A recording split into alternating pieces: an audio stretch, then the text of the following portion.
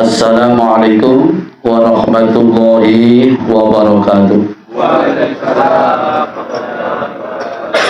Bismillahirrahmanirrahim. Alhamdulillahi rabbil alamin.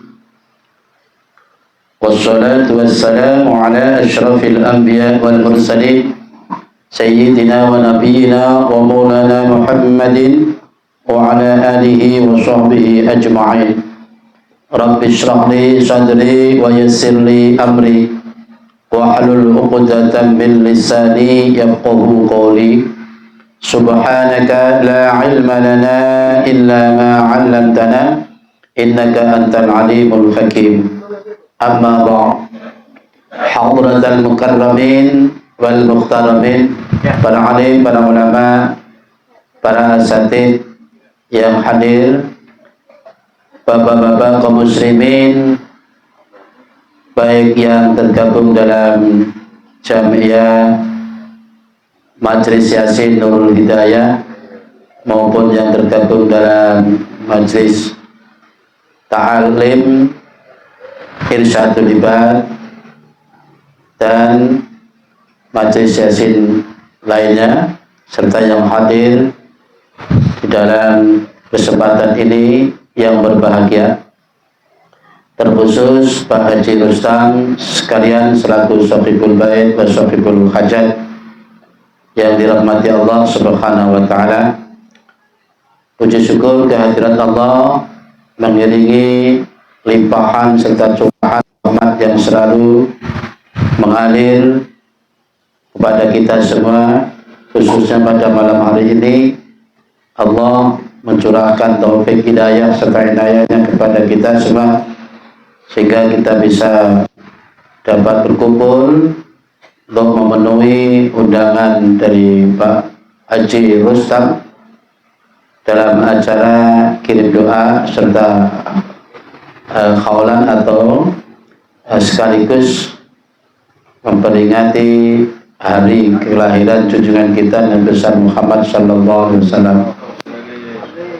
Salawat serta salam semoga senantiasa tercurah ke hadirat junjungan kita Nabi besar Muhammad sallallahu alaihi wasallam, berikut para keluarga, para sahabat, para pengikutnya yang setia, yang selalu kita harapkan syafaatnya hingga di hari kiamat. Bapak dan saudara sekalian yang dirahmati, dalam setiap acara maulid pasti tentu ada bacaan sholawat, karena itu salah satu bentuk tanda bahwa kita mencintai Nabi. Nah, di antaranya yaitu memperbanyak baca sholawat.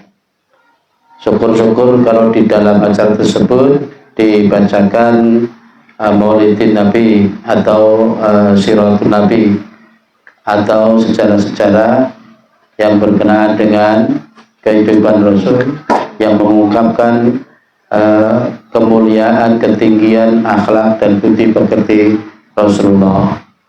Banyak sekali kehidupan Rasul yang kita belum banyak tahu tentang itu, maka tidak akan timbul rasa sayang, rasa cinta manakala kita tidak mengenalnya terlebih dahulu. Semakin kita banyak mengenal Rasul, mengenal sejarah-sejarah kehidupannya, kemudian akhlak mulianya, keistimewaannya, maka kita akan semakin dalam mencintai beliau. Ternyata tidak ada manusia yang sesempurna Nabi, tidak ada manusia yang paling tinggi akhlaknya kecuali Rasul. Nah, di sini sebelum kita mulai baca tahlil, perkenankan kami untuk memulai menyampaikan sedikit secuil sejarah Rasul ketika masih dalam kandungan. Kita tahu bahwa Siti Aminah adalah ibunda beliau. Ketika ada tanda-tanda mengandung itu dimulai dari bulan Rajab. Bulan Rajab itu bulan keberapa dari Hijriah itu. Jadi ketika Siti Aminah ada tanda-tanda mengandung Rasulullah, setiap bulannya mengalami beberapa keanehan-keanehan yang mungkin orang awam tidak akan percaya.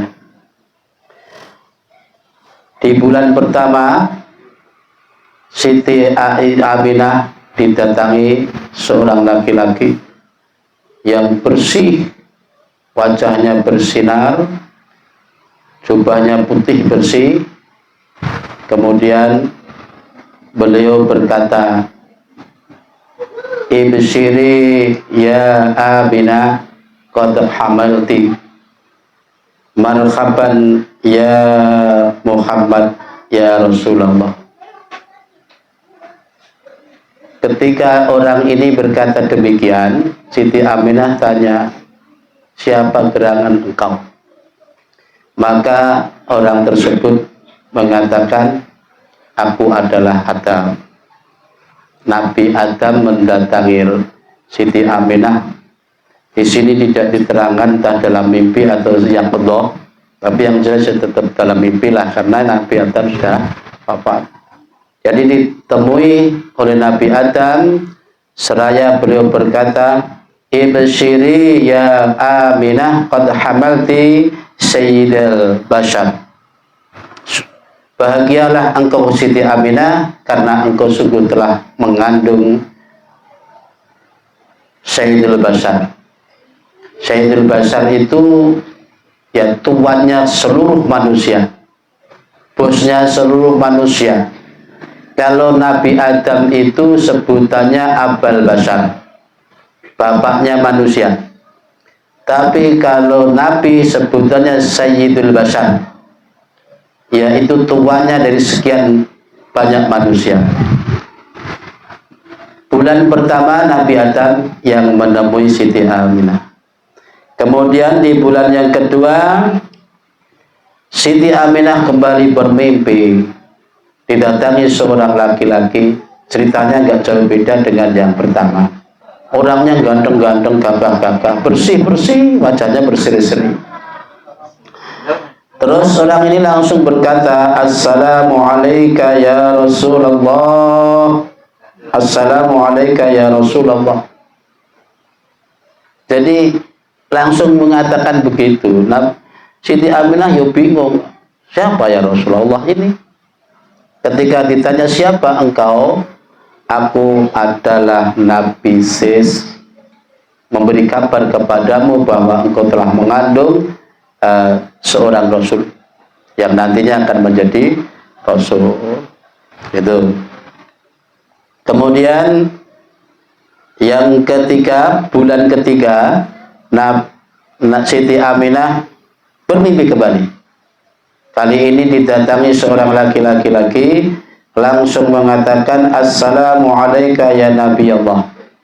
Jadi istilah nabi-nabi ini ketika menyambut nabi itu banyak sebutannya. Ya.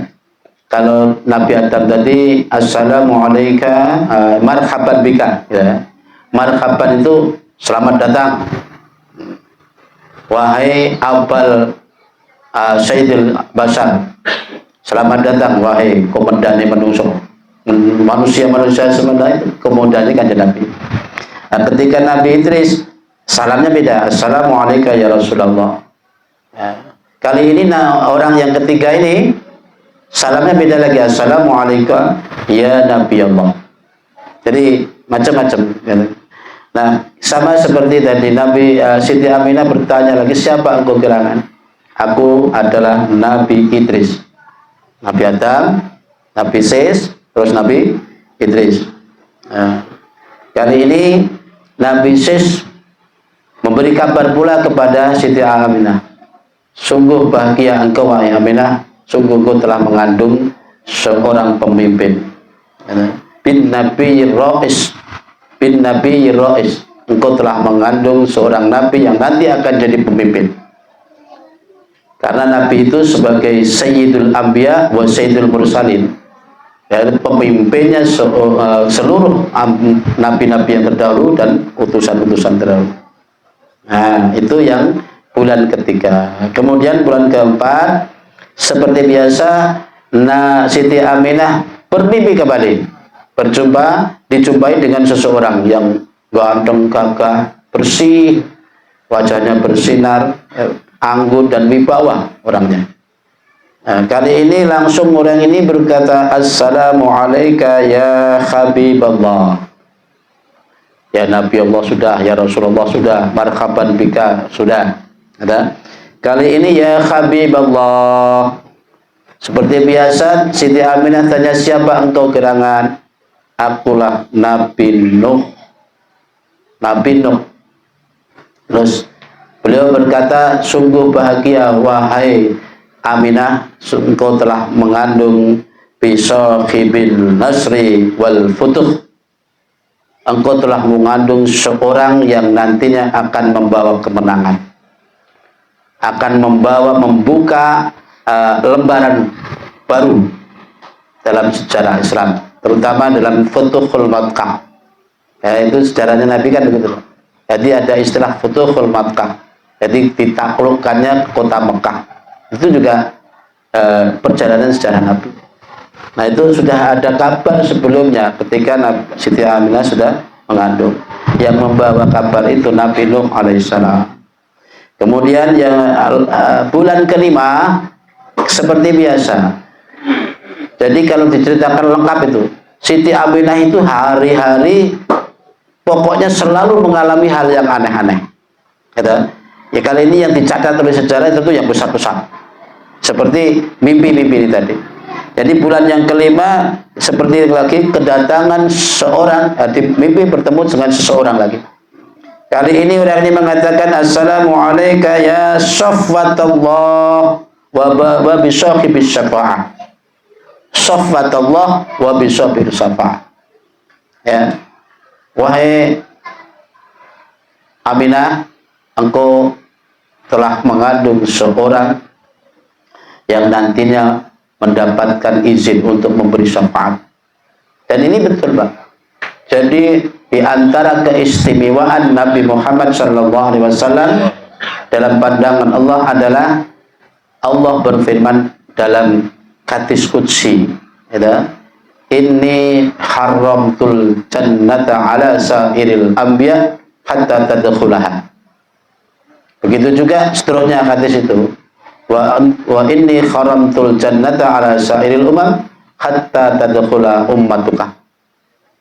Jadi aku haramkan surgaku ini dimasuki oleh nabi-nabi sebelum engkau. Mulai Nabi Adam sampai Nabi Nuh, Isa alaihissalam tidak diperkenakan masuk surga sebelum Nabi Muhammad masuk duluan. Begitu juga umat-umat yang sudah disidang, sudah diproses hisabnya. Nah, yang masuk surga, yang masuk surga, yang masuk neraka, masuk neraka. Itu pun yang diproses duluan Nabi, umatnya Nabi kita, yaitu kita-kita ini. Itulah keistimewaan daripada Nabi kita. Jadi diberi izin memberi syafaat.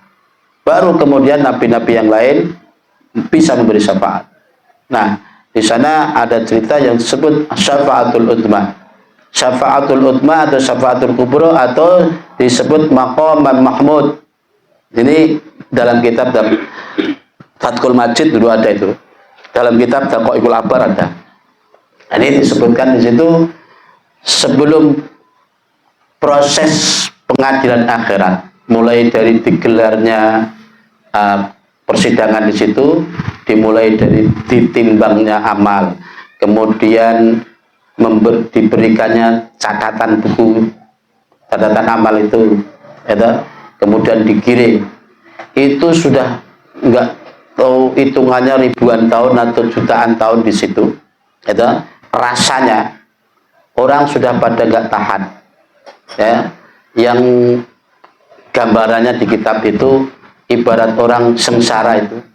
Ada yang digambarkan di situ saking sengsaranya sampai kayak berenang dengan air keringatnya sendiri. Ada yang ya keringatnya itu sampai di lutut, ada yang sampai di paha, sampai di perut dan sampai tenggelam. Ya, itu tentu sebuah gambaran begitu dahsyatnya hiruk pikuk di maksar, belum juga digelar pengadilan, sampai orang bergumam, mbok yondang cepat-cepat diadili kita ini, sudah kami nggak tahan sudah. Jadi ada yang mengatakan kalau begitu gimana kalau kita mendatangi bapak kita Nabi Adam. Mereka mendatangi Nabi Adam, minta tolong, ya wahai Adam, engkau adalah bapak manusia, segeralah minta kepada Allah agar kita segera diproses. Nabi Adam pun diangkat tangan, Pak, karena Nabi Adam juga pernah merasa punya kesalahan, satu kesalahannya, ya, jadi nggak merasa berhak memberi pertolongan. Mereka lalu mendatangi Nabi Sis. Nabi Sis jawabannya sama. Lalu mendatangi Nabi Nuh. Nabi Nuh sama. Nabi Idris ya. Terus Nabi Nuh. Terus dan seterusnya. Semua Nabi yang didatangi umatnya diminta tolong, tidak ada satupun yang memberikan pertolongan. Karena mereka masing-masing punya salah. Meskipun salah itu salah yang sifatnya untuk tarbiyah, mendidik, karena para nabi, para rasul itu sifatnya maksum. Maksum itu terpelihara dari perbuatan salah.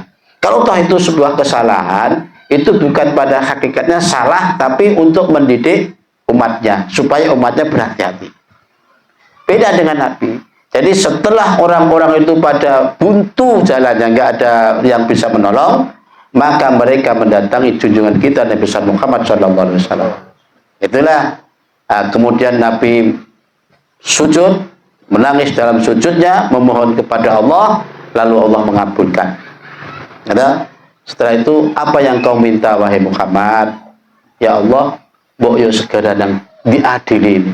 Kalau memang mau ditimbang amalnya, silahkan ditimbang. Yang mau dihisab, dihitung. Setelah itu dicatat, buku catat amalnya diberi. Nah, setelah itu baru digiring. Ya terserah mau kemana, yang surga di surga, di neraka di neraka. Itulah akhirnya dengan pertolongan doa Nabi tadi, Allah berkenan memulai hisab. Jadi hisab itu Pak, mulai dari timbangan, dihitung amale, dihitung di sini lah, dihisab dulu baru ditimbang. Setelah itu terus dikasihkan. Disinilah ada sebutan ashabul yamin, ashabus shimal. Di saat orang menerima buku catatan amal ini, ada golongan yamin, ada golongan shimal. Yamin ini, ashabul yamin ini orang-orang yang menerima buku catatan amalnya dengan diterima tangan kanan. Kemudian yang kiri disebut ashabus shimal. Ada pula yang tidak kanan, tidak kiri, Pak. Karena ini mungkin orang sudah kebangetan. Sehingga dari min wara'i dhuhri, tangan kanan nggak bisa bergerak, tangan kiri mengkeret, akhirnya malaikat buku catatan amalnya dicentelin yang gegere. Ini min wara'i dhuhri. Makanya kita ketika mau wudu itu kan disarankan untuk membasuh tangan, toh. Basuh tangan, ada tangan kanan dan tangan kiri, toh. Ketika basuh tangan kanan, doanya apa? Allahumma i'atini kitabi biyamini wa khasibni hisaba yasira. Ya Allah, berikan buku catatan amalku dengan tangan kananku dan hisablah dengan hisab yang seringan-ringannya. Kemudian tangan kiri juga begitu, berlindung. Wa a'udzubika Allahumma la tu'tini kitabi bisimali wala min wara'i. Ya Allah, janganlah kau berikan buku catatan amalku dengan kuterima tangan kiriku. Wala min wara'i, dan jangan sampai di belakang punggungku. Ini pertanda celaka. Nah, di saat itulah Allah mengabulkan doa Nabi kita Muhammad SAW. Itulah yang disebut dengan syafaatul uzma, syafaat yang teragung, tertinggi, doa yang selama ini disimpan oleh Rasul demi untuk umatnya. Ketika itu tidak hanya orang yang beriman saja yang merasa ditolong. Orang yang selama ini kufur, orang yang selama ini gak percaya Nabi, orang yang selama ini menyakiti Rasul, merasa tertolong dengan upaya Nabi.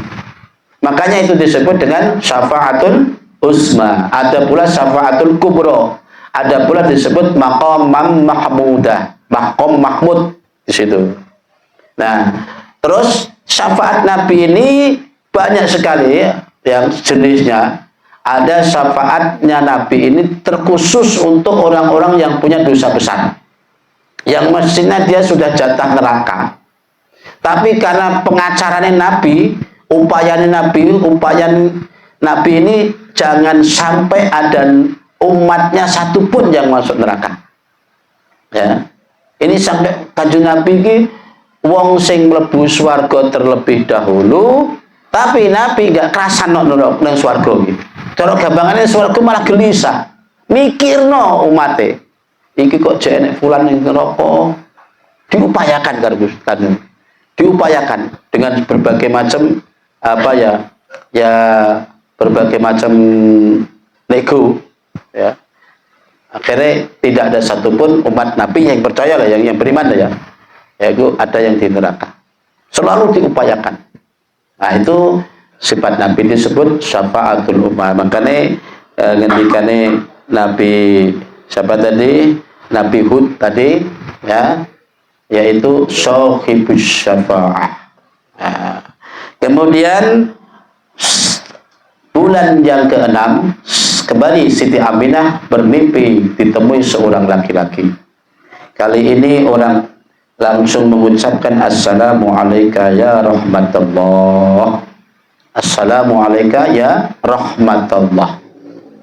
Nah, Siti Aminah bertanya lagi, siapa engkau gerangan? Aku adalah Nabi Ibrahim Al-Khalil atau Khalilullah. Khalilullah. Kata Nabi Ibrahim, wahai Aminah, bahagialah engkau. Kali ini engkau telah mengandung Nabiul Jalil, seorang Nabi yang agung. Kalau Nabi Ibrahim juluane Al-Khalil, Khalilullah. Nah, sedangkan Nabi Ibrahim sendiri menyebut Nabi ini jenenge Nabiul Jalil, Nabi yang agung. Jadi di antara nabi-nabi itu mensifati Nabi dengan berbeda-beda, macam-macam. Nah, kemudian bulan yang ke-7 kembali Siti Aminah berjumpa dengan seseorang. Kali ini orang ini berkata, assalamu alayka ya man ikhtarallah. Assalamu alayka, semoga keselamatan atas dirimu, wahai orang yang telah dipilih oleh Allah. Siti Aminah bertanya lagi, siapa engkau gerangan? Aku adalah Nabi Ismail alaihissalam. Wahai Aisyah, Aminah, bahagialah engkau. Kali ini engkau telah mengandung seorang Nabi, An-Nabiyyur Rajih wal Malih. Nabi yang selalu unggul dalam hal segalanya, urusannya. Wal Malih, dan Nabi yang paling elok. Disebut elok, tidak ada satupun orang yang bisa mensifati gantengi kanjeng Nabi. Kalau toh ada itu hanya ya bayangan aja, enggak 100% mensifati gantengi Nabi. Kalau di jalan tiba itu juga ada Pak yang mensifati Nabi. Alifiyun, alfi, mimiyun, fami, nuniyun, hajib. Jadi irungi Nabi ini koyok seperti digambarkan seperti huruf alif. Mimiyun, fami, mulut Nabi seperti mim, huruf mim. Ini bukan kok berarti kok mosok mulut kayak huruf mim kan? Artinya orang kalau ngucap mim itu pasti rapat lah. Itulah Nabi, mulut Nabi. Indah. Nuniul fami, nuniul hajib. Terus alisnya Nabi itu gambarnya kayak ini huruf nun. Jadi linci apik. Iku mung ilustrasi aja kan. Tidak ada satupun orang yang bisa mensifati atau menggambarkan gantengnya kanjeng Nabi kan. Ya. Wah, disebut Malih, Nabi yang Malih. Ini Nabi Ismail yang ceritakan. Kemudian bulan yang ke-7 Siti Aminah kedatangan seseorang lagi yang kali ini beliau mengatakan assalamu alayka ya khiratullah. Semoga keselamatan atas engkau wahai orang yang pilihan Allah. Juga seperti tadi khiratullah, orang yang dipilih Allah. Siti Aisyah bertanya lagi, siapa engkau gerangan?